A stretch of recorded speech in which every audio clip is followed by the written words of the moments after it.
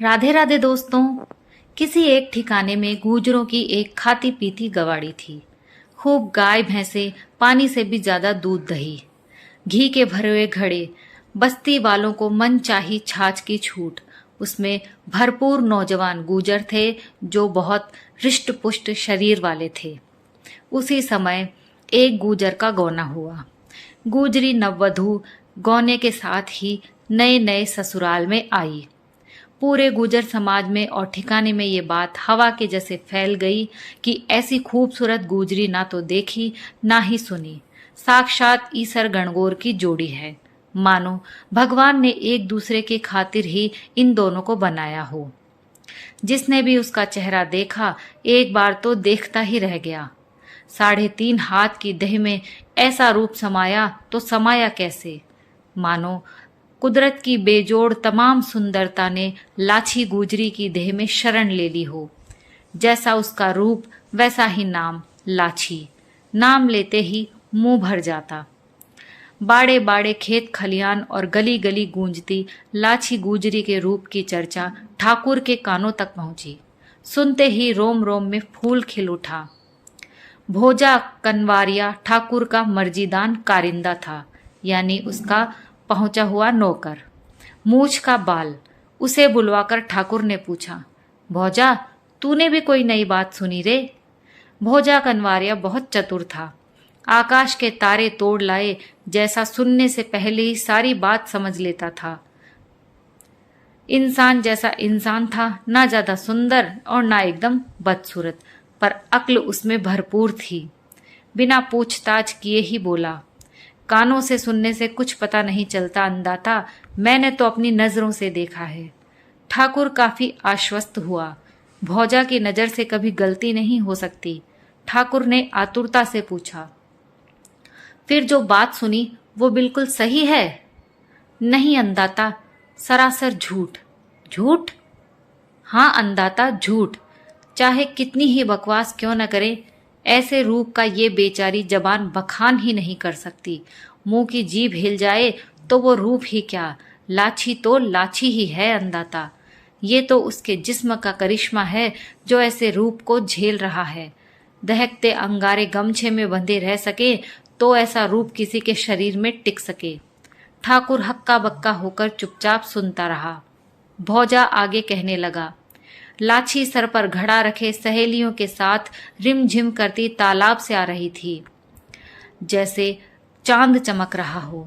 एक बार तो मेरी आंखों पर यकीन ही नहीं हुआ, पर असलियत पर तो विश्वास करना ही पड़ता है अंदाता। लाछी की मोहनी सूरत देखने पर होश हुआ कि आप इतने बरस औरतों के भुलावे में बेकार हाथ पैर मारते रहे और मेरी चाकरी भी फिजूल गई।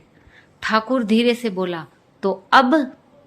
भौजा बीच में ही उतावला होकर कहने लगा, मुझे कहने की कतई जरूरत नहीं है, लेकिन मैं तो देखते ही ताड़ गया कि ये बानगी दूसरी है। ये शेरनी आसानी से काबू में नहीं आएगी, लेकिन यमराज से बड़ा योद्धा कौन? जिस दिन लाछी गुजरी हुजूर की सेज पर चढ़े उस दिन मेरी कनवार सार्थक होगी।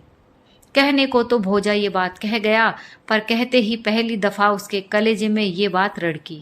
उस अनजान रड़क की उसे कुछ खबर नहीं थी। ठाकुर ने उसे टोकते हुए कहा, अब बस कर। तूने तो ऐसी आग भड़काई है कि अब किसी दूसरे काम में मेरा मन ही नहीं लगता। अब तेरी आंखों ही उजियारा है। ठाकुर को उस पर अडिग विश्वास था। ऐसे भरोसे के काम में वो बेहद निपुण था। और उधर गुजरी की क्या औकात कि वो ठाकुर की खातिर इनकार करे। इनकार करने में सार ही क्या है।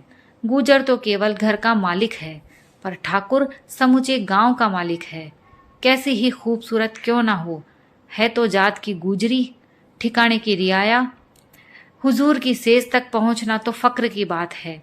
भौजा कनवारिया एक लचड़ा और कुंवारा था। सर पर ठाकुर के लंबे हाथ थे। सेजों की चाकरी करने में खुरचन या जूठन जो भी हाथ लगती उसी से संतोष कर लेता था। ठिकाने में उसके डाले ही नमक पड़ता था।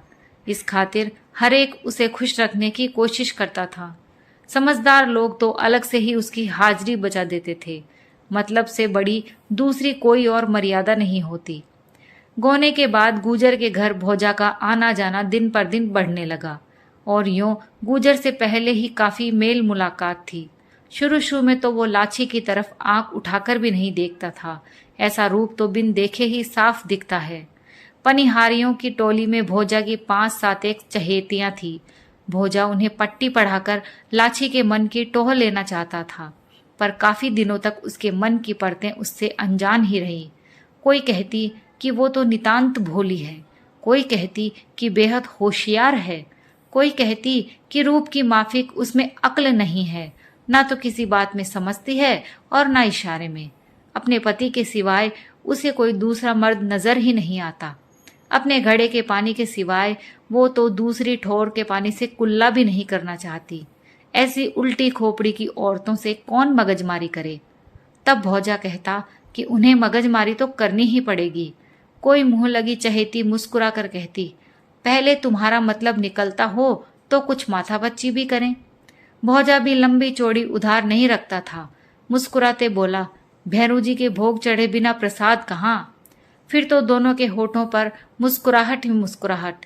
मुस्कुराहट से बड़ा कोई सवाल नहीं और मुस्कुराहट से बड़ा कोई जवाब नहीं। उसके बाद भोजा की चहेतियों ने लाछी को बरगलाने की काफी अटकलें की, लेकिन अबूझ गुजरी को तो कोई दूसरी बात समझना ही नहीं चाहती थी। वो तो दूध में पली और झागों के बीच बड़ी हुई थी, सो उसे सफेद सफेद सब तरफ दूध ही नजर आता था। भैंसियों का दूध भी जब काला नहीं होता तो इंसान की हंसी और उसका मन काला कैसे हो सकता है।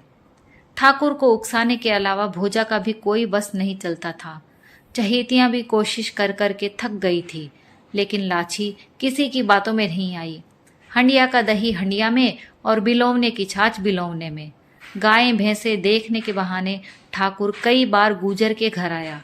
दिल ही दिल में सारी बातें समझते हुए भी लाछी बिल्कुल चुप ही रहती। ठाकुर के मंसूबे कितने दिन तक छुपे रहते। वो अंदर ही अंदर खींचने लगी। जले हुए दूध की गंध भी घी बनने पर भी नहीं छूटती। तब ठाकुर के मैले मन की बात उसे कैसे नहीं आती। एक बार गायों की तारीफ करते करते ठाकुर ने लाछी के पास आकर पूछा, ये गाय कितनी मर्तबा ब्याई हुई है।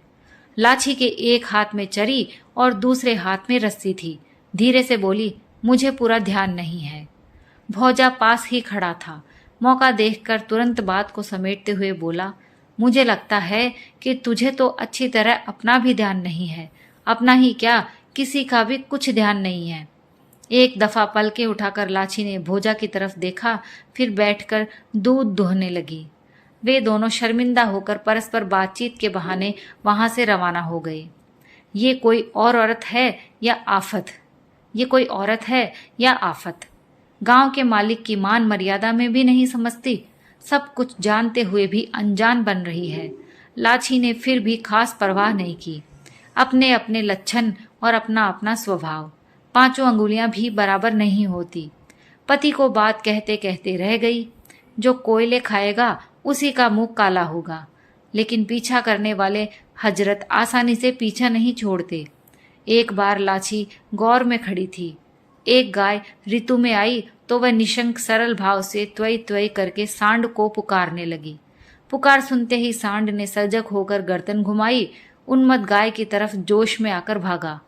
ठाकुर और कनवारिया शायद ऐसे ही मौके की तलाश में थे। लाछी तो अपने हाल में मगन त्वई त्वई कर रही थी। सांड को निरंतर उकसाते उसने पीछे मुड़कर देखा। ठाकुर और कनवारिया दोनों पास खड़े बेशर्मी से मुस्कुरा रहे थे।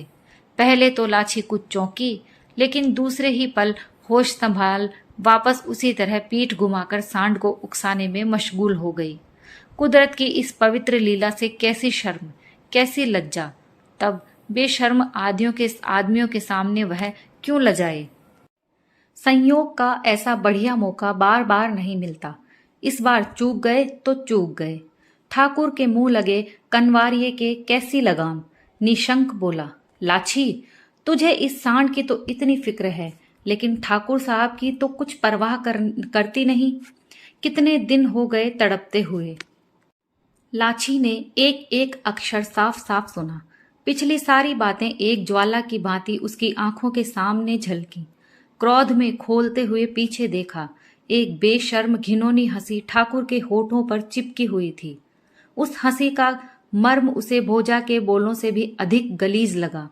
इंसान के होठों पर ऐसी मैली हंसी का परस उसे रोम रोम में अंगारों सी जलन महसूस हुई। रियाया और मालिक का ख्याल भूलकर वह तेजी से ठाकुर की तरफ झपटी। हाथ उठाकर कोहनी का भरपूर वार किया कि गांव के मालिक को मूर्छा आ गई। वो जहां खड़ा था वहीं चक्कर खाकर नीचे गिर पड़ा। अक्ल के उजागर कनवारिये की अक्ल ने भी वक्त पर साथ नहीं दिया तो वो नीचे बैठकर अन्नदाता की छाती मसलने लगा और लाछी बड़ी मुश्किल से छलकती हंसी दबाकर त्वई त्वई करती सांड की तरफ आगे चल पड़ी। आखिर मसलने दबाने से ठाकुर की मूर्छा दूर हुई। आंखें झपकाते हुए पूछा, भोजा ये क्या हुआ रे? भोजा पसलियों को सहलाते हुए बोला, अन्नदाता, बदजात औरतों से साबका पड़ने पर ऐसा ही होता है। आप समझना कि कोई बुरा सपना देखा। आप कुछ दिन तक धीरज रखें तो ये राह पर आ जाएगी। मैं औरतों की नब्ज अच्छी तरह पहचानता हूं।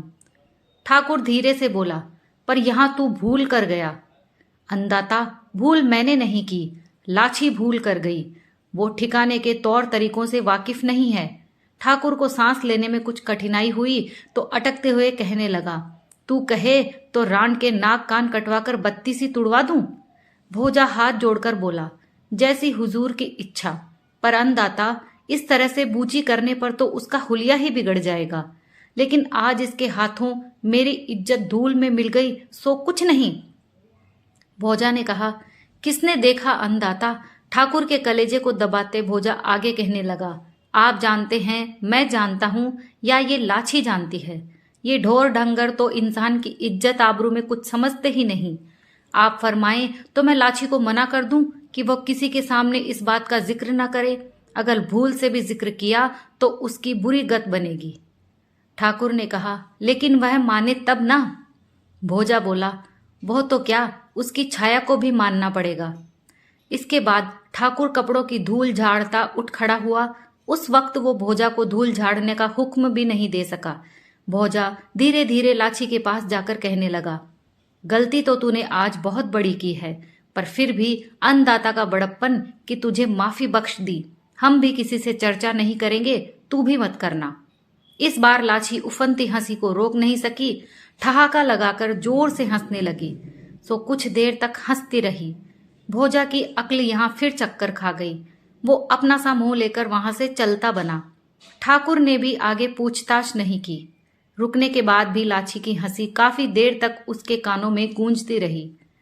गाय के शांत होने के बाद गूजर वहां आया। लाछी उत्साह से उसकी तरफ भागी।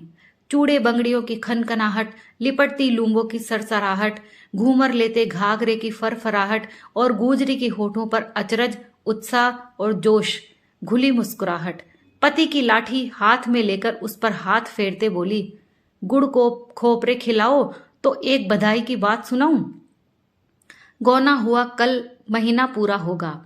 आशा ठहरने की बात तो उसने पहले ही बता दी थी।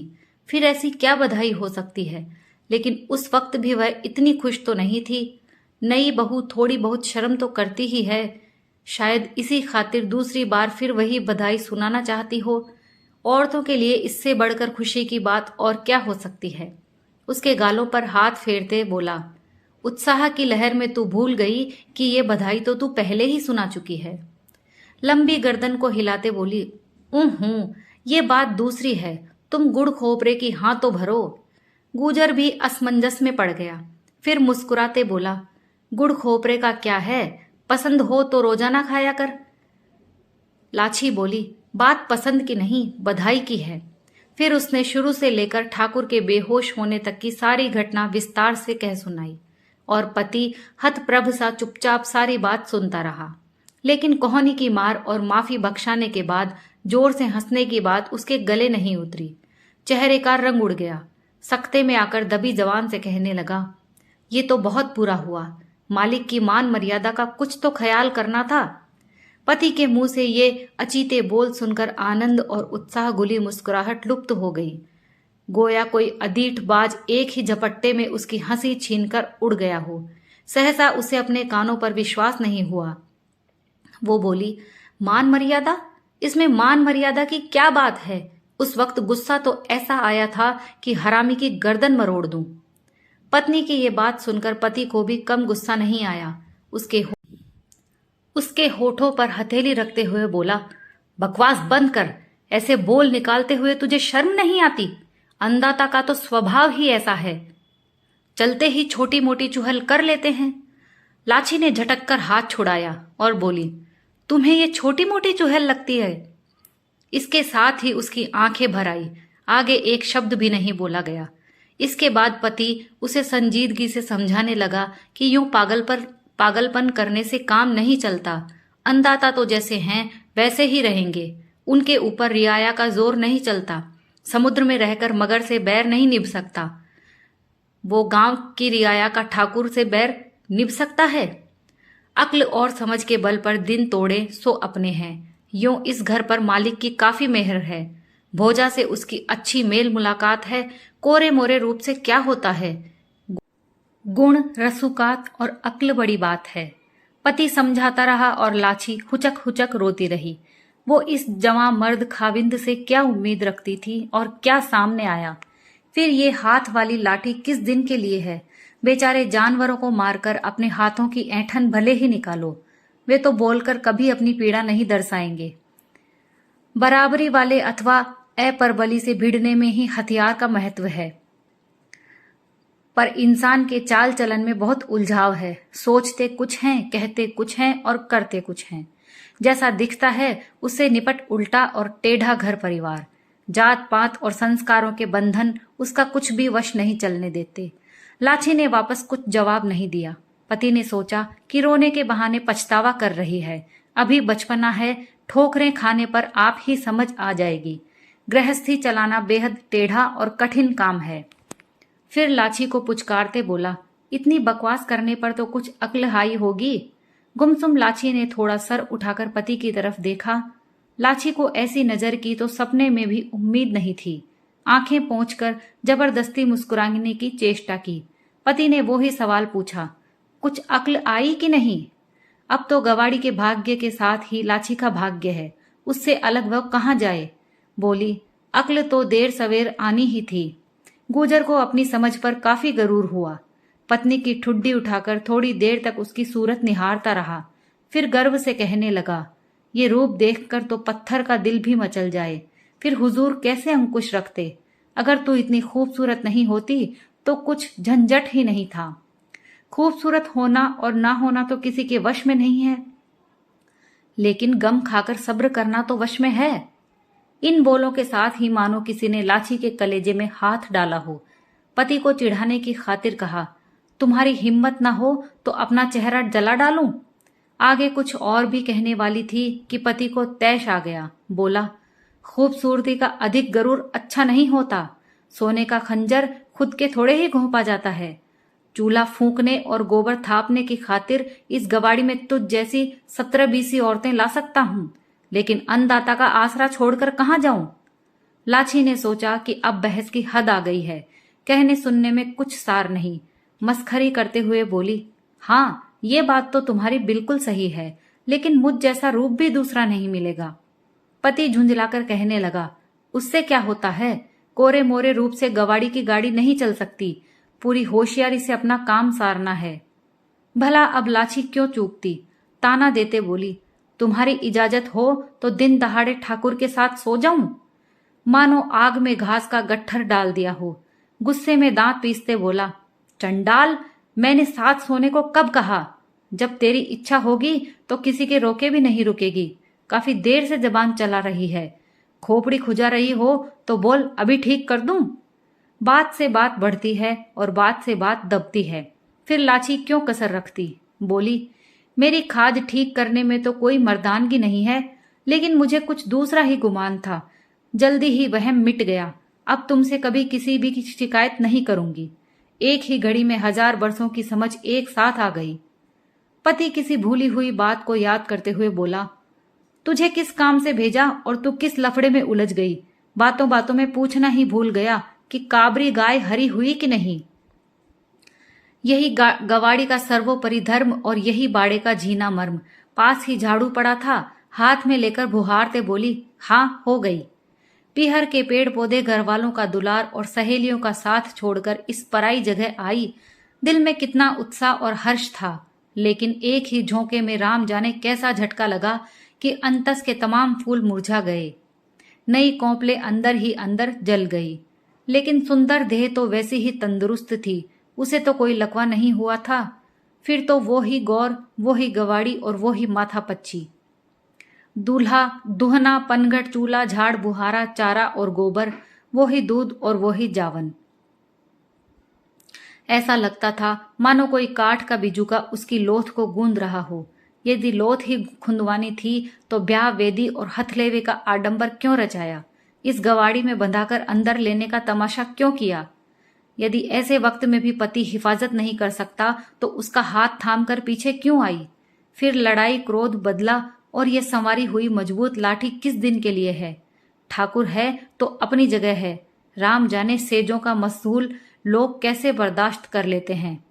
ऐसे बुजदिल भरतार किस काम के? फकत रोटी और कपड़ों के बदले तो ये गुलामी मंजूर नहीं की थी। ऐसी घिनौनी गुजर बसर की खातिर तो दूसरे 1000 रास्ते हैं। फिर गाजो बाजो के साथ इतना उत्सव क्यों? दही बिलोती लाछी के दिमाग में भी इसी तरह कोई अधीठ मथानी धमक रही। थिरझड़ मरड़ मरड़ झरड़ झड़र। मक्खन की तरह राम जाने कैसा लौंदा बनेगा। लाछी का दिल पूरी तरह खट्टा हो गया था। उसे कहीं भी कुछ अच्छा नहीं लगता था। उसकी खातिर अब न तो चांद में उजास रहा, न सूरज में और न तारों में। सूरज उगे तो उसकी मर्जी और न उगे तो उसकी मर्जी। लाछी को उससे कोई मतलब नहीं था। गौने के 1 महीने बाद ही लाछी के लिए कुदरत का सारा नजारा बदल गया। लोग दिखावे के लिए उसे मुस्कुराना भी पड़ता था, हंसना भी पड़ता था। लेकिन पहले वाली दुविधा अब वापस उसके होठों पर नहीं थिरकी। सहवास के लिए अब इनकार करने में भी उसे शर्म आती थी। लेकिन पति से उसका मन फिर कभी एक नहीं हो सका। और उधर कोहनी की मार के बाद ठाकुर को भी चैन नहीं था। अक्सर झुंझलाकर मर्जी दान कनवारिये से कहता, भोजा तेरी अक्ल भी जंग खा गई क्या? अभी तक कोई तदबीर नहीं जमी। भोजा अजीजी से हाथ जोड़कर बोला, अंदाता मैंने तो पहले ही अर्ज की थी कि ये बानगी न्यारी है। दूसरी औरतों की तरह इसकी सीधी समझ नहीं है। अगर बैर व निमोलियों की तरह गगन के तारे सुलभ होते तो उन्हें कौन छोड़ता? ऐसी वस्तुएं तो बड़ी मुश्किल से हाथ लगती हैं अंदाता। लेकिन हाथ लगने के बाद उस आनंद की न तो सीमा है न कोई अंत। उस सुख के बदले स्वर्ग का राज्य भी निछावर हो तो कम है। आप थोड़ा धैर्य रखें, अपने वश में रहते मैं कुछ भी कसर नहीं रखूंगा। ठाकुर एक गहरी आह भरकर बोला, ये तो मुझे पूरा भरोसा है। लेकिन गौर वाली उस मूर्छा के बाद भोजा उतना भरोसे लायक कनवारिया नहीं रहा। धीरे धीरे खुद ब खुद ही उसका दिल फिरने लगा।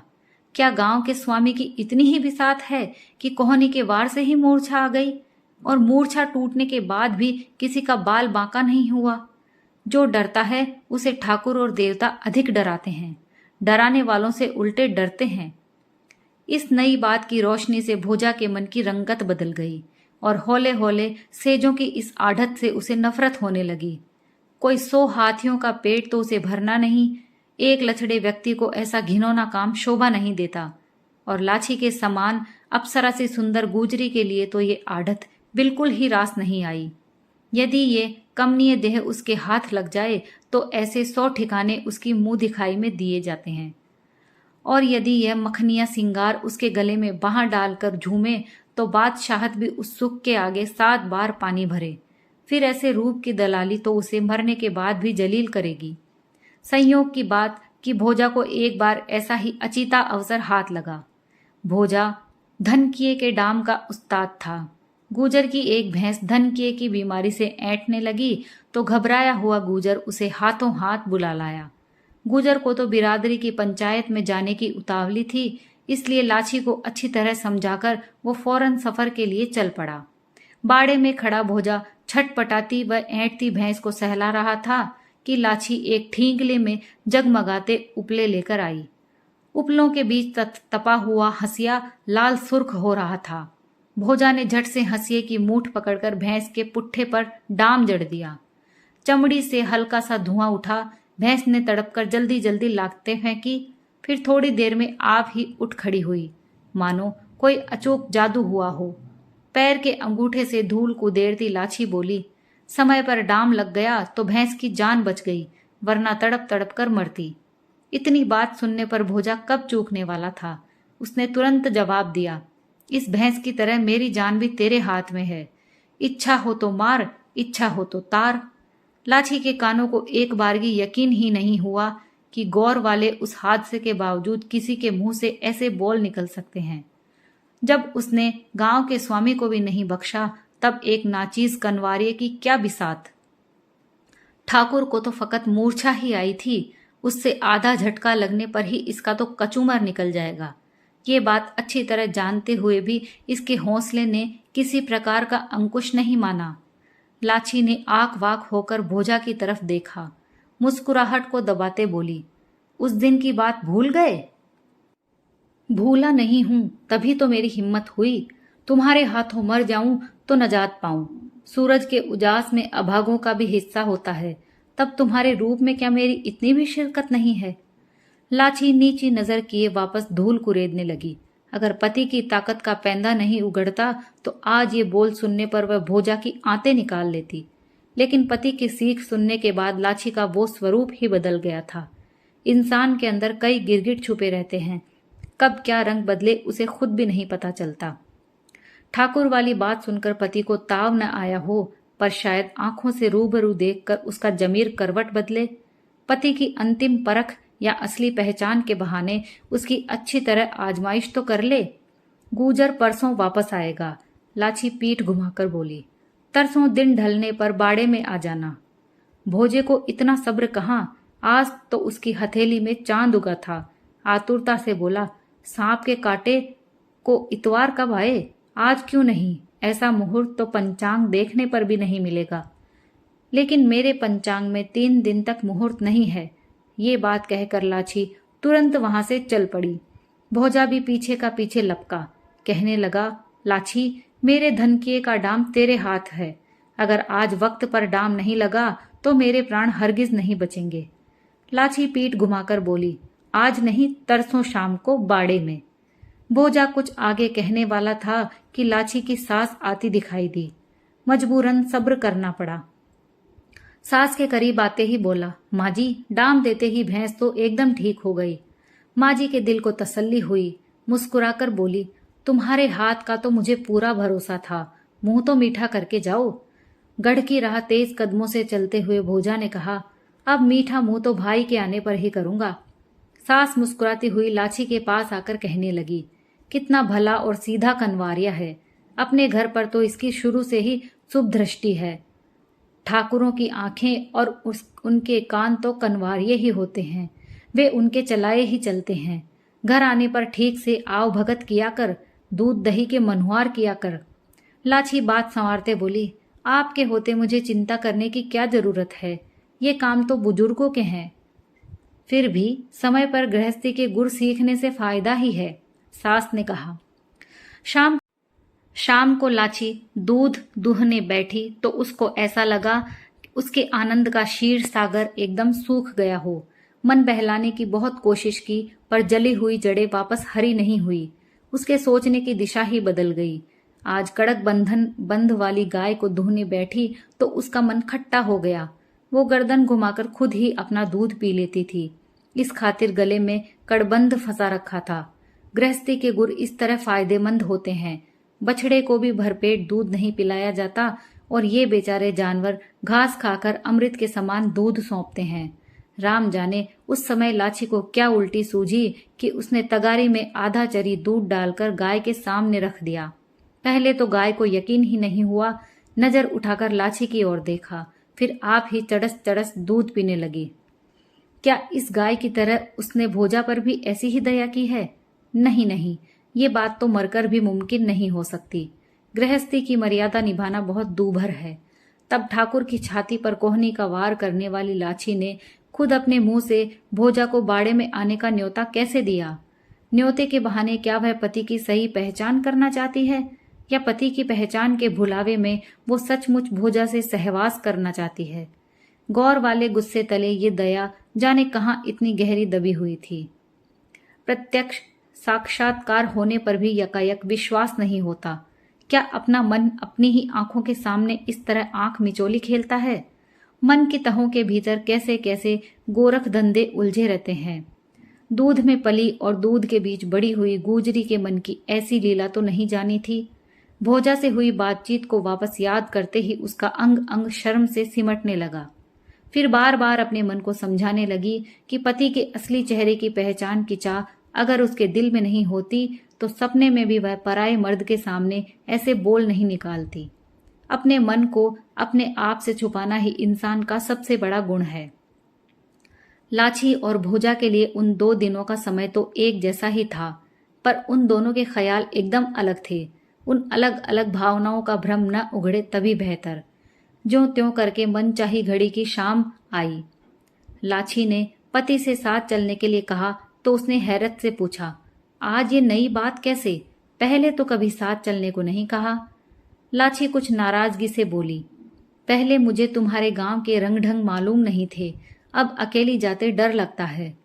गुजर उसे ढाढ़स बंधाते बोला, कुछ दिनों में धीरे धीरे आप ही डर मिट जाएगा। अपना मन वश में हो तो फिर कहीं कोई डर नहीं, पर तेरी मर्जी है तो चल, मेरी ना नहीं है। और उधर बाड़े में इंतजार कर रहे भोजे की अधीरता पल पल बढ़ती जा रही थी। दीवार के ऊपर से झांका तो लाछी के साथ गुजर भी आता दिखाई दिया। ये तो बहुत बुरा हुआ, पर भोजा की अक्ल बहुत पैनी थी। तुरंत युक्ति सोच ली। ठाण के पास जाकर चुपचाप चारा उलट पुलट करने लगा। पीठ देखकर गुजर ने ठीक से नहीं पहचाना तो जोर से गरजा, कौन है? भोजा ने पलटकर वापस उतने ही जोर से जवाब दिया, यह तो मैं, भोजा। गुजर की आंखें अभी भी हैरत से चढ़ी थी। पूछा, इस वक्त यहां बाड़े में कैसे?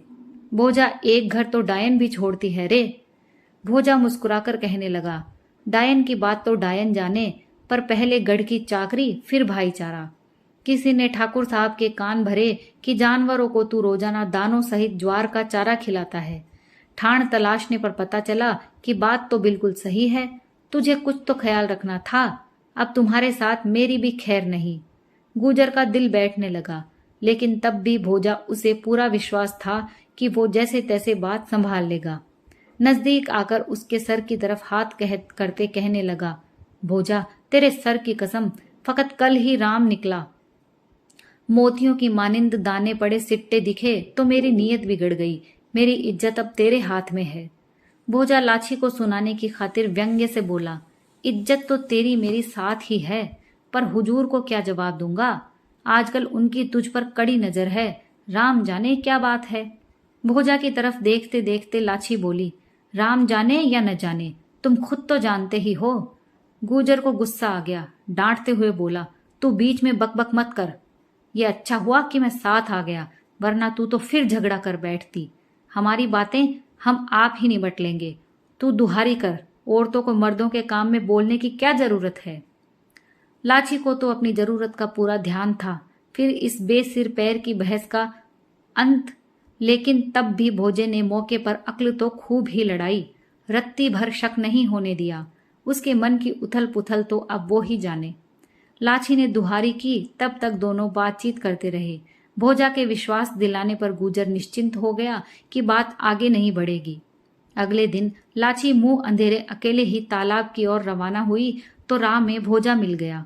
भोजा की तो जान पर बनी थी।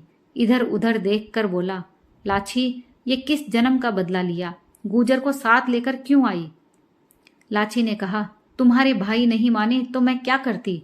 मैं कंधे पर तो बिठाकर लाई नहीं थी। आजकल बात बात पर वहम करते हैं। तुमने होशियारी से काम नहीं लिया तो दोनों का मुंह काला होगा। आप ही अपनी तारीफ करते भोजा बोला, मेरी बात तो तू छोड़।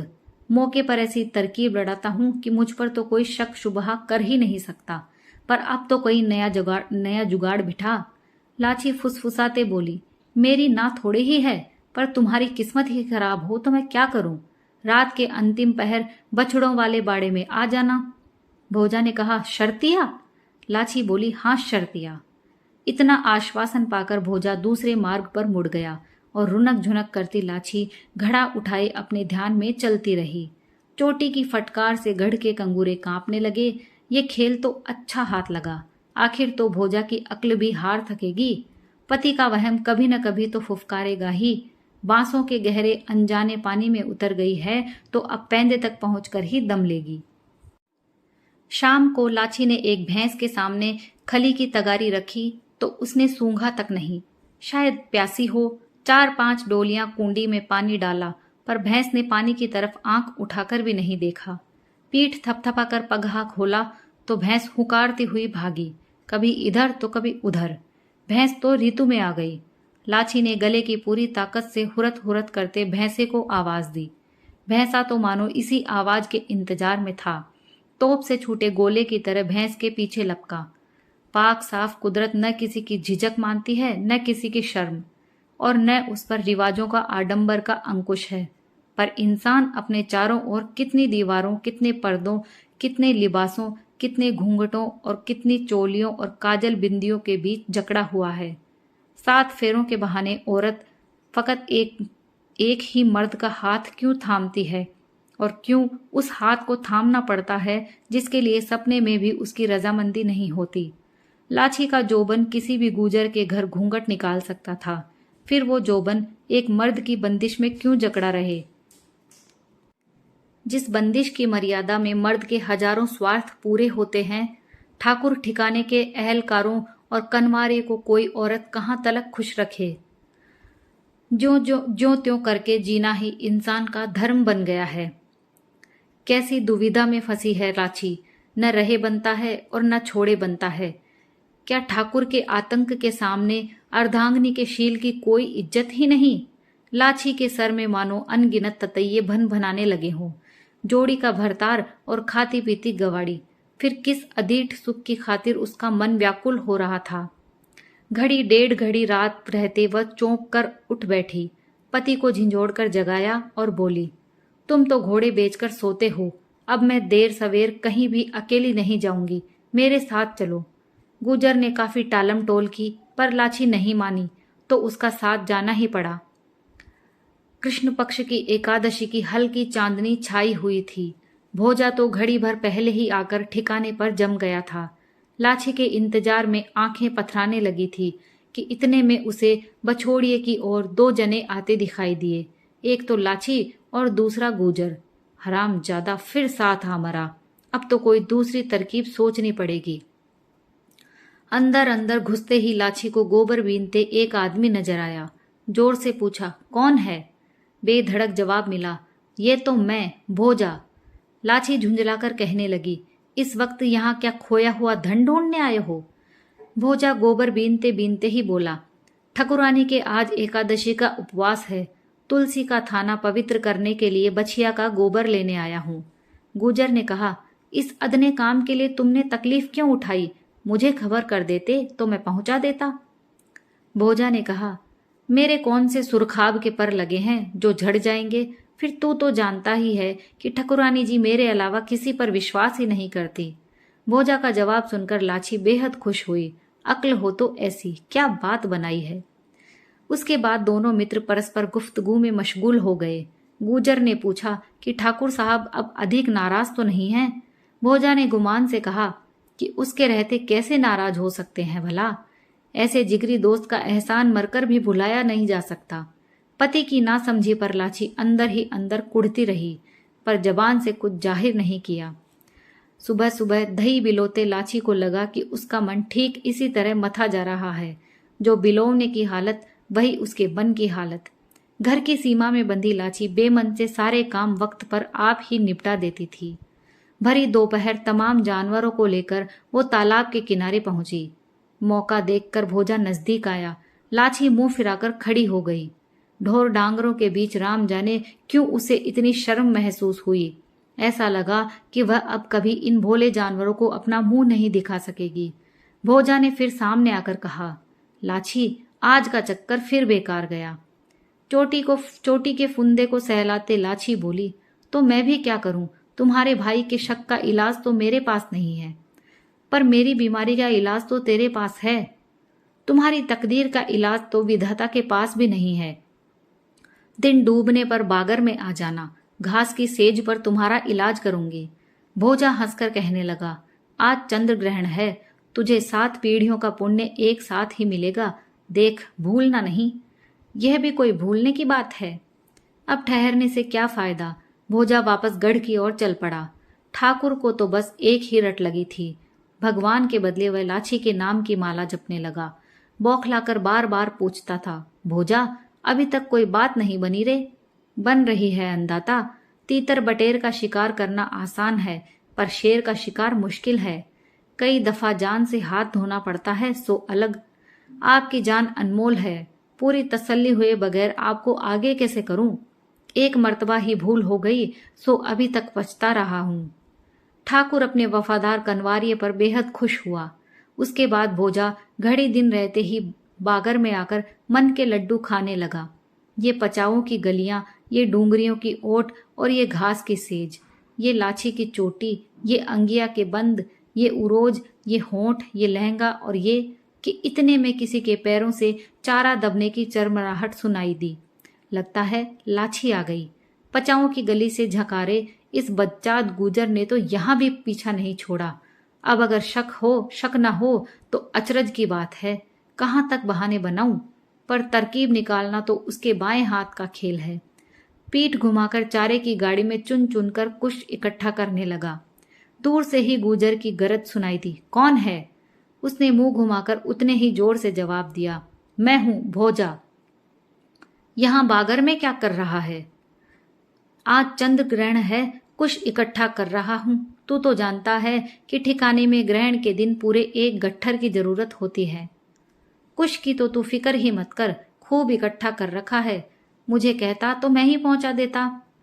तू तो मेरी आदत जानता है, हाथों हाथ काम निपटाने का तो मजा ही यार और है। लाछी मन ही मन हंसी। भोजा की अक्ल तो चरखे की तरह घूमती है। तयशुदा बात का भी इतनी जल्दी जवाब नहीं दिया जा सकता। एक ये अहमक गुजर है कि दिखाने पर भी नहीं दिखता।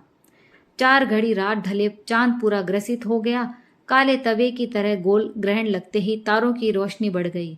आज का यह ग्रहण तो दुनिया जानती है, पर लाछी के ग्रहण का किसी को कुछ पता ही नहीं था। उसके बाद चांद के मुक्त होते ही वह गुजर की बाहों में बंध गई। और उधर भोजा कनवारिये की सेज भी सूनी नहीं थी। लाछी के लिए उसका मन तड़पता तो बहुत था, पर उसकी नजर में हाथ लगी औरत ही सबसे अधिक सुंदर होती है। फकत लाछी के नाम को तरसने से क्या होता है? शरीर की जगह कामना से काम नहीं चल सकता। लाछी से हताश होने पर भोजा पर सहवास का पागलपन सवार हो जाता था। ठाकुर के वफादार कनवारिये के लिए किस बात की कमी? एक की जगह 2 हाजिर। और यूं भोजा समझदार भी काफी था। बाहों में कसी औरत को लाछी मानकर संतोष कर लेता था। अगर कोई इंसान उम्र भर एक ही हवा में सांस लेकर जीने का हठ करे तो उसका हठ पूरा नहीं हो सकता। दूसरे दिन तालाब की चट्टान पर लाछी कपड़े धो रही थी कि सामने भोजा पर नजर पड़ी। वो कुछ बोले उससे पहले ही लाछी कहने लगी, मुझे उलाहना देने की जरूरत नहीं। सारा कसूर तुम्हारे भाई का है। कोई बहाना बनाकर उन्हें कहीं बाहर भेज सको तो तुम्हारी मुरीद पूरी हो। वक्त पर चूक जाए तो इतने बरस भोजा की कनवार कैसे चलती? हाजिर जवाबी तो था ही। तुरंत बोला, फकत मेरी मुराद ही पूरी होगी, तेरी नहीं। भोजा को चिढ़ाने की खातिर लाछी परिहास के सुर में बोली, मेरी मुराद तो हर रोज मेड़ी में पूरी होती ही है। तो भोजा ने कहा, तब मेरी फिक्र तुझे क्यों हो? मुझे तुम्हारी फिक्र करने की जरूरत ही कहाँ है। मेरे ही भरोसे होते तो फिक्र भी करती। तुम्हारे कौन सी कम चहेतियां हैं? भोजा बोला, पर कोई तेरे नख के बराबर भी नहीं है लाछी। आज रात को ही कोई जुगाड़ भिड़ा। लाछी कपड़े धोते धोते ही बोली, चांद उगने पर आखिरी वाले मीठे नीम पर छुप जाना। वहां एकदम सुनसान है, फिर अपनी तकदीर। लाछी की सांस आती दिखाई दी तो भोजा पानी पीने के लिए तालाब में घुस गया। जब सूरज, चांद और तारे भी आंख मिचौनी खेलते हैं, तब लाछी गुजरी को कैसी अड़चन। जितने दिन खेल चले उतना ही अच्छा। लाछी को ये दूसरा महीना उतरने लगा है। 9वें महीने उसकी कोख फलेगी। इधर कोख में पला बाल गोपाल अपनी बंद आंखें खोलेगा और उधर कहीं किसी इंसान की आंख मुंद जाएगी। जीवन मरण के बहाने कुदरत भी युग युग से यह खेल खेलती आ रही है। एक पत्ता झड़ता है तो दूसरी कोंपल फूटती है। घर का सारा काम निपटाकर लाछी ने ब्याड़ू किया। तब तक रात 3 साढ़े 3 घड़ी ढल चुकी थी। गुजर मेड़ी में सोने लगा तो लाची ने उसे हाथ पकड़कर उठाया। कहने लगी, सुथारों की एक लड़की ने पक्की खबर दी है कि अपने नीम को गडरियों ने काफी साफ कर दिया है। अभी भी शायद एक आदमी पत्तियां तोड़ने के लिए ऊपर चढ़ा हुआ है। तुम तो कुछ ध्यान ही नहीं रखते। चलो अभी उसे संभाल कर आते हैं। वो गुजर का मनपसंद नीम था। अपने हाथों सींचकर उसे इतना बड़ा किया था। गोने के पश्चात ठीक से देखभाल भी नहीं हुई। आज याद दिलाते ही वो तुरंत उठ बैठा। आखिरी घर से 1-2 खेत की दूरी पर थी। आकाश की कोख चीरकर कुमकुम सा चांद निकल आया था। धीरे धीरे चांद ने छितराते हुए ऊपर चढ़ने लगा। दोनों पति पत्नी आखिरी का फलसा खोलकर अंदर घुसे। भोजा को अब जाकर तसल्ली हुई कि लाची वादे के मुताबिक आ तो गई। वो उमंग से छलकता नीचे कूदने ही वाला था कि गुजर की गरज सुनाई दी। कौन है? ये नाग डसा गुजर तो किसी भी करवट कोई दांव नहीं लगने देता। जहां तहां छाया की तरह लाची के पीछे लगा रहता है। पर यह समय बेकार सिर खपाने का नहीं है। अदेर उसके दिमाग में एक उपाय सूझा और वो दोनों हाथों से फटाफट पत्ते तोड़ तोड़ कर नीचे डालने लगा। गुजर और कड़क कर बोला, मीठे नीम को कौन तोड़ रहा है? बोलता क्यों नहीं? छिंवरे तोड़ते तोड़ते ही भोजा बोला, ये तो मैं हूं, भोजा। खुद के आने की खबर देते लाची कहने लगी, पर रात को नीम पर क्या रखवाली कर रहे हो? भोजा ने निसंकोच जवाब दिया, ठकुरानी की आंखें बुरी तरह दुख रही हैं, तब इन पत्तों के लिए रात को आना पड़ा। पर तुम दोनों बेवक्त आखिरी में क्यों आए? पत्ते तोड़कर भोजा नीचे उतर आया। गुजर उसके पास आकर कहने लगा, अभी एक सुथार की लड़की ने खबर दी कि कोई गडरिया नीम छांग रहा है। फिर मुझे चैन कहाँ? एक गहरा श्वास छोड़कर भोजा बोला, नाहक जहमत उठाई। गुजर ने कहा, पर इसी बहाने तुझसे मिलना तो हो गया। गुजर की तरफ देखकर भोजा लाची को सुनाते बोला, ऐसे मिलाप में क्या सार? पर यह सार की बात अकेली लाची के वश में ही नहीं थी। घर गृहस्थी, बिरादरी, जाति, धर्म, संस्कार, मर्यादा और रीति रिवाजों की कितनी रुकावटें हैं। रात को सहवास के समय उसे ऐसा लगा मानो वह किसी अजगर की लपेट में बुरी तरह फंस गई हो। औरत की इस जिंदगी में वह इस जकड़ से कभी मुक्त होगी कि नहीं? गृहस्थी की इस गंधाती धोवन से उसका सर फटने लगा। कोहनी के वार की खातिर भी 7 फेरों के परिणेता ने उल्टा उसे ही धुतकारा, उसे ही भला बुरा कहा। फिर किस दूसरी छां की आस करे? आस करके भी उस छां का बसेरा कब मिल सकता है? स्वप्न जाल में उलझी नींद के कारण लाची कुछ देरी से जागी। उठते ही उसे ऐसा लगा मानो सूरज आज अपनी जगह पर नहीं उगा है। ना उगा तो ना सही, सूरज की बात सूरज जाने। गृहस्थी के सारे काम के मारे उसे तो सांस लेने की भी फुर्सत नहीं मिलती। वो हड़बड़ाती हुई मेड़ी से बाहर निकली। पशुओं की सार संभाल, दुहना, चारा बांटा और फूस बुहारा। आखिर काम तो करने पर ही निपटता है। सूरज सिर पर चढ़ आया, तब कहीं वो चारागाह की तरफ रवाना हो सकी। काफी देर हो गई थी। पति इंतजार कर रहा होगा। जल्दी जल्दी पांव उठाने लगी। चूड़ियों की खनखनाहट, घाघरे की फटकार, ओढ़नी की सरसराहट और पायल की झनकार से हवा में मानो जादू ही घुल गया हो। लाची के रूप यौवन का रस पाकर जैसे सूरज की किरणों का भाग्य जगमगा उठा। गांव के बाहर निकलते ही भोजा मिल गया। देखने पर भी लाची की चाल धीमी नहीं हुई तो भोजा साथ साथ चलते कहने लगा, लाची अब तो लगता है कि अपना मिलाप मसान में ही होगा।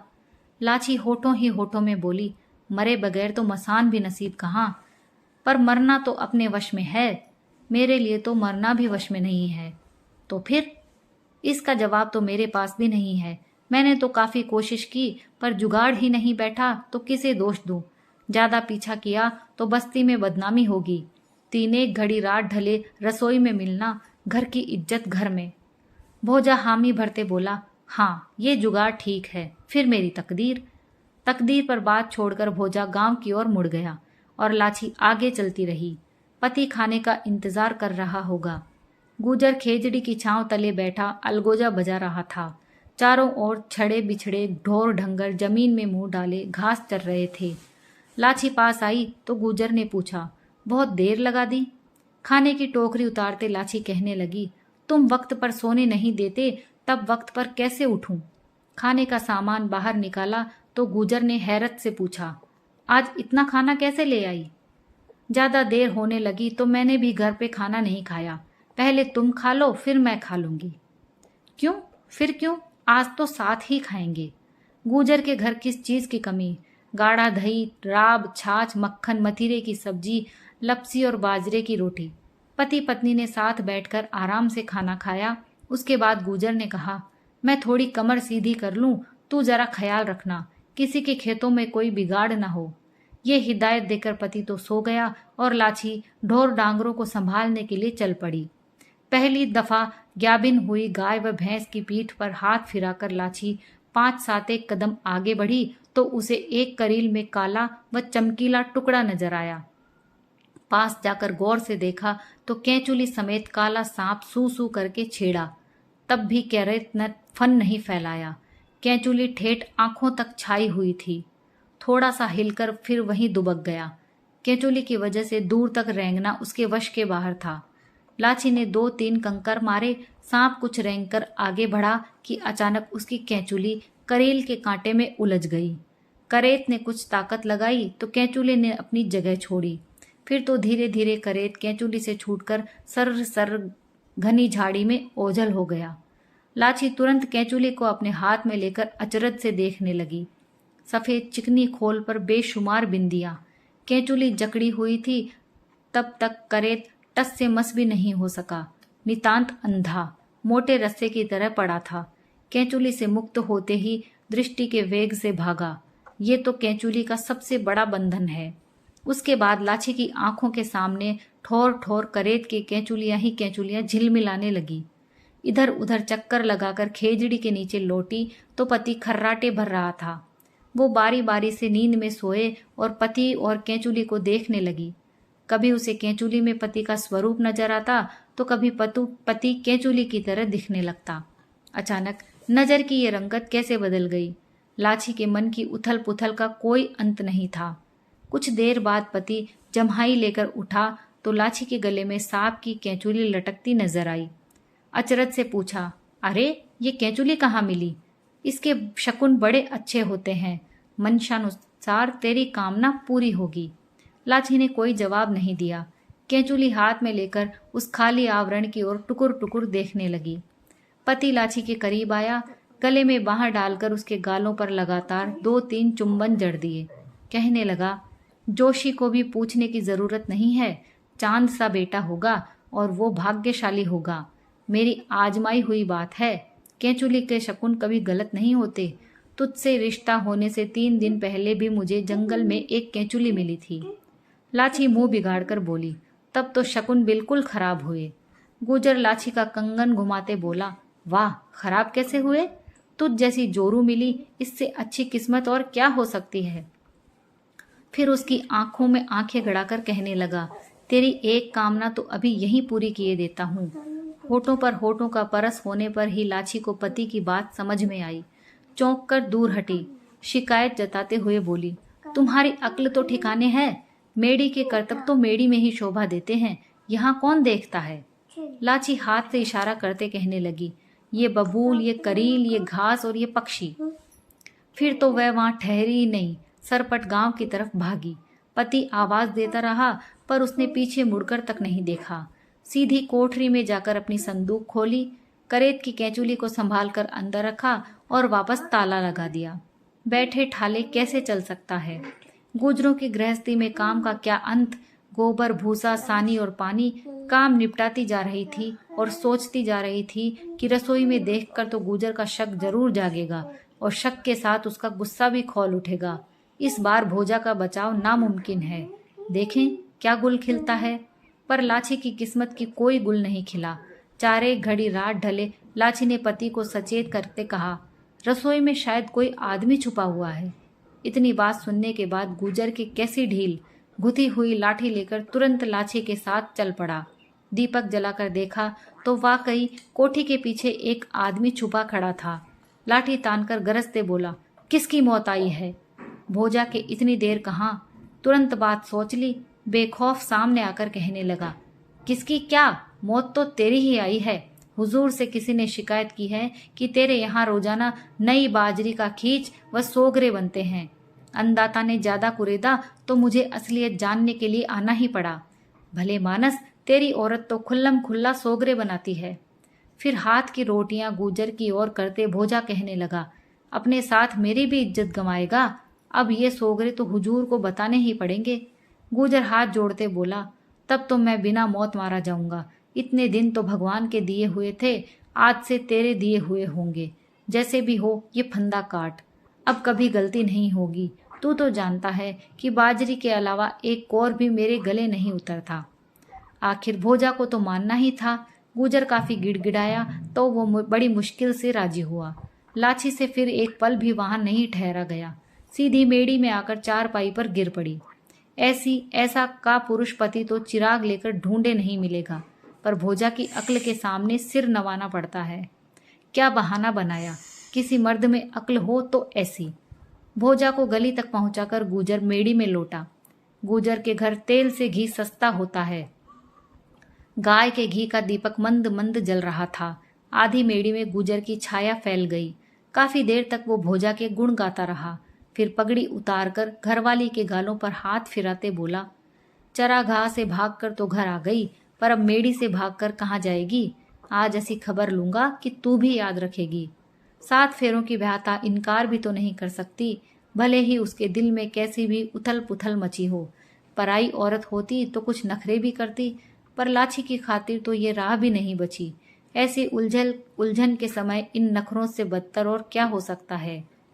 अंगिया के बंद खुलते ही मेड़ी में ठंडी हवा का झोंका आया। चमाचम करती बिजलियों में होड़ लग गई। एक दूसरे पर चढ़ते बादल जोर से गरजने लगे। दिन को तो बरसात के कोई आसार ही नहीं थे, पर गोधूली बेला में ऐसी उमस छाई कि दूर दूर की बरखा एक ही जगह इकट्ठी होकर तड़ तड़ बरसने लगी। उसकी माया वो ही जाने, लाठी के मन की लाठी जाने। आज फिर उठने में देर हो गई। मेड़ी से उतरते ही लाठी सीधी कोठरी में गई। चारों ओर पानी ही पानी फैला था। रात भर बरसात होती रही। संदूक खोला और करेत की केंचुली निकालकर राची एकटक उसे देखने लगी। सास की आवाज सुनकर उसे चेत हुआ और वह रोजाना की माफिक गृहस्थी के काम धंधे में उलझ गई। बादलों के सिवाय इतना छिड़काव भला कौन कर सकता है। बरसात के रुकने पर ठंडी हवा चलने लगी। दिन ढलते लाठी काचर मतीरे लेकर घर लौट रही थी कि भोजा से सामना हो गया। नाराजगी जतलाते कहने लगा, लाठी, रात को तो रसोई में भी भूखा ही रह गया। लाठी कही, क्या करूं, ननद ने बना बनाया काम बिगाड़ दिया। भोजा बोला, मुझे तो इस बिगाड़ का कहीं अंत नजर ही नहीं आता। लाठी बोली, थोड़ा इत्मीनान रखो, कभी न कभी तो पासा सही पड़ेगा। आज तुम्हारा चक्कर बेकार नहीं जाएगा। ढलती रात को तुम्हारे भाई ढोल बजाने पर भी नहीं उठते। मैं केसर या शाल ओढ़े आंगन में सोई मिलूंगी। गुजर सफेद खेस ओढ़े मेरे पास ही सोया होगा। शाल खींचते ही मैं तुम्हारे साथ चल पड़ूंगी। अब तो तसल्ली हुई। भोजा बोला, तसल्ली तो होगी, तभी होगी। मैं तो तेरे इशारे पर मरने को भी तैयार हूं। लाठी फिर समझाते हुए कहने लगी, मुझ पर केसर या शाल होगी, देखो कैसी होशियारी से काम लेते हो। भोजा गुमान से बोला, होशियारी की बात तो तू छोड़, फकत तेरे सामने मेरा वश नहीं चलता। अब तुम जाओ, लोग बातें बनाएंगे। भोजा वहीं से दूसरी राह मुड़ गया और लाठी घर जाकर दुहने का काम में मशगूल हो गई। रात को गुजर खाना खाकर मेड़ी की सीढ़ियां चढ़ने लगा तो लाठी ने कहा, मेड़ी में नंदोई जी सो रहे हैं, तुम्हें तो कुछ ख्याल ही नहीं है। पति सीढ़ियां उतरते बोला, तो हम कहाँ सोएंगे। थोड़ा धीरे बोलो, तुम्हें तो 8 पहर सोने की ही लगी रहती है और मेरी जान पर बनी है। एक रात बाड़े में सो जाओ तो कौन सा राज्य छिन जाएगा। बेचारा राज्य किस गिनती में है। तब दूध में जामन डालते लाठी बोली, आंगन में चारपाई बिछी है, तुम चलो, मैं अभी आई। ढलती रात ठंड पड़ेगी, कुछ ओढ़ने को लाना। फिर तो वही रात, वही अंधियारा, वही लाठी और वही गुजर। गुजर को तो नींद आ गई, पर लाठी की पलक तक नहीं झपकी। भोजा की खुशामद के आगे खाविंद को शक की हल्की हल्की झलक भी दिखाई नहीं देती। क्या स्वार्थ इतना अंधा और गूंगा होता है। जहां पत्थर को भी शक हो, वहां पति के मन में कोई हलचल तक नहीं हुई। क्या इसी सुख और सुहाग की आशा में उसने अपने यौवन को सहेजा था। पर पति की नजर में तो तिनके जितनी भी इसकी कीमत नहीं। फिर ढोल नगाड़ों के बीच वेदी का वो ढोंग क्यों रचा? वंश की बेल बढ़ाने के लिए, सेज की भूख मिटाने के लिए, कुनबे के कोल्हू में बेल की तरह खटने के लिए, ठाकुर और अहलकारों के तलवे चाटने के लिए? कोहनी के वार के साथ अगर उस दिन पति की लाठी की ताकत जुड़ जाती तो उसके लिए कितनी खुशी की बात होती। फिर तो उसके मन में किसी तरह का कोई दुख सर नहीं उठाता। हथलेवे का ब्याहता तो उल्टा उस पर ही नाराज हुआ, बार बार उसे ही फटकारा। स्वार्थ पूरा हो तो पति को किसी भी बात का ऐतराज नहीं, फिर स्वार्थ के इस आग पर इन कड़वे फलों को संजोने से कौन सा अमृत हाथ लगेगा? लाछी ये सोच रही थी और बगल में सो रहा गुजर लंबी ताने अजगर की तरह खर्राटे भर रहा था। आज पति और भोजा की आखिरी परख है, देखें क्या मर्म उखड़ता है। और उधर भोजा के लिए पल भर का इंतजार भी बर्दाश्त के बाहर हो रहा था। वो एक घड़ी पहले ही चोर कदमों से गुजर के आंगन में आ पहुंचा। गौर से देखा, लाछी की बात तो बिल्कुल सही निकली। आज तो मन की कामना जरूर पूरी होगी। उसके बाद उसने भली सोच न बुरी, फौरन केसर या शॉल को खींचकर जोर से झटका दिया। गुजर ने झट से उठते हुए गरज कर पूछा, कौन है? सवाल के साथ ही बेखौफ जवाब मिला, यह तो मैं हूं, भोजा। गुजर ने फिर हैरत से पूछा, भोजा? कनवारिया नजदीक आकर धीरे से बोला, हाँ, द्वारका जी चलना हो तो बोल। नहीं, मैं तो द्वारका जी नहीं चलता, फकत तुझे लेने के लिए ही तो मैं चुपके से आया हूं। न चलना हो तो तेरी मर्जी, पर चिल्ला तो मत, बेकार संग बिदकाएगा। चुपचाप वापस सो जा। गुजर को सोने की हिदायत देकर भोजा उल्टे पांव लौट पड़ा। लाछी सफेद खेस ओढ़े जगी हुई बाजू में लेटी थी। दोनों की बातचीत उसने पूरी सुनी। अब तो कोई भ्रम शेष नहीं रहा। सूरज के उजाले से भी तेज ज्वाला उसकी आंखों के सामने भभकी और उस भभक के साथ ही उसके पुराने संस्कार, रीति रिवाज और समूची मर्यादाएं जलकर भस्म हो गई। शायद वह इसी ज्वाला के इंतजार में थी। दुनिया के सामने हाथ थामने वाले ने तो 7 फेरों के सिवाय कोई जोखिम ही नहीं ली, पर भोजा की जोखिमों का तो कोई अंत ही नहीं। ऐसी अथाह चाहना की खातिर कैसे इनकार किया जा सकता है? ऐसा इस जोबन का दूसरा महात्म्य भी क्या है? फकत रोटी कपड़ों के बदले गुलामों की तरह खटना, शरीर नुचवाना, क्या यही जिंदगी का मोल है? फिर एक मर्द की मिल्कियत की बंदिश क्यों? अब तो कुनबा परस्ती के केंचुली छोड़ने पर ही उसकी मुक्ति होगी। दूसरे दिन ढोर डांगरों का झुंड लेकर लाछी चारागाह जाने लगी तो गुजर ने कहा, आज तो अल सवेरे ही बला की उमस है, जरूर बरसात होगी, वापस जल्दी लौटना। लाछी ने हाँ या ना का कोई जवाब नहीं दिया। ना चारागाह जाते वक्त भोजा से सामना हुआ और ना घर लौटते वक्त। कनवारिये का विश्वास टूट चुका था। दुनिया की तमाम औरतों की गरज तो अकेली लाछी से पूरी नहीं हो सकती। अपनी अपनी ठोर और अपनी अपनी सेज पर सभी औरतें अच्छी लगती हैं। गांव के मालिक के मन में अभी तक वह पीड़ा साल रही थी। बार बार वो ही रट भोजा, कुछ बात बनी रे।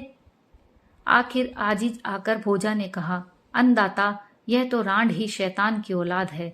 नाक कान काटे बगैर इसकी अकल ठिकाने नहीं आएगी। ठाकुर एक गहरी आह भरकर बोला, मैंने तो तुझे पहले ही कहा था, पर तू नहीं माना। 7 दफा कान पकड़ता हूं अन्नदाता, बहुत बड़ी गलती हो गई। दिन ढलते ढलते ऐसी काली घटा उमड़ी कि देखते ही बनता था। चमाचम बिजलियां चमकने लगी। अपने अपने ठिकारों पर ढोर ढांगरों को बांधते हुए लाछी के हृदय में आज ऐसी ही काली घटा घुमड़ रही थी। पति को इस बरसात का तो काफी पहले ही अंदाजा लग गया था, लेकिन भोजा पर दिखती आंखों से भी कुछ शक नहीं हुआ। ये कैसा विवेक! ब्याहता के शरीर को मन चाहा भोगने के बाद गुजर गहरी नींद में सोया था। लाछी मेड़ी के दरवाजे तक आई तो बरसात की फुहार और बिजलियों की चमक ने गाजो बाजो के साथ उसके यौवन का अभिनंदन किया। छलकते सौंदर्य की बलैया ली करेत की केंचुली हार की तरह उसके गले में झूल रही थी। अब और सोचने का वक्त ही कहाँ था। एक एक करके समूचे कपड़े और तमाम गहने उतारकर वो मेड़ी की सीढ़ियां उतरने लगी। मूसलाधार पानी बरस रहा था। परस्पर प्रतिस्पर्धा से बिजलियां बढ़ चढ़कर चमक रही थी। गले में केंचुली और जांघों तक झूलती केश राशि, गोया उस पर कोई बदली झूम रही हो। चमकती बिजलियां लाछी की सुंदरता निहार कर सार्थक हुई। बरसात की झड़ी उसके निर्वसन यौवन का परस पाकर निर्मल और पवित्र हो गई। पेट में आस और गले में करेत की केचुली, इससे बढ़कर आश्वासन और क्या हो सकता है। बरसात की मेहर में भीगती लाची को किसी तरह का कोई डर नहीं था। सीधे भोजा के घर पहुंची। कुंडी खटकाने का इरादा किया ही था कि भीतर से किसी औरत की धीमी आवाज सुनाई दी। तुम तो लाची के पीछे दीवाने हो रहे थे, आज मेरी याद कैसे आई? भाड़ में जाए लाची और उसका गुमान, मेरे सामने उस छिनाल का नाम मत ले। लाची के होठों की पवित्र मुस्कुराहट बिजलियों की चमक में घुलकर ओझल हो गई। घर घर बरसात में भीगती वो आप ही आगे बढ़ने लगी। फिर ना तो किसी दरवाजे पर रुकी, ना किसी मर्द का सहारा मांगा। पेट में अमर आस लिए वो अभी तक ब्रह्मांड में निर्वसना घूम रही है, ना कहीं मुकाम ना कहीं विश्राम। शायद इन मौजूदा चांद सूरज के भस्म होने पर उसकी कोख कभी तो उघड़े तो उघड़े। दोस्तों, कहानी यहीं समाप्त होती है। अगर आपको कहानी पसंद आए तो प्लीज़ लाइक और शेयर कीजिए, और अगर आप मेरे चैनल पर नए हैं तो चैनल को सब्सक्राइब कर लीजिए। कहानी सुनने के लिए आप सभी का बहुत बहुत धन्यवाद।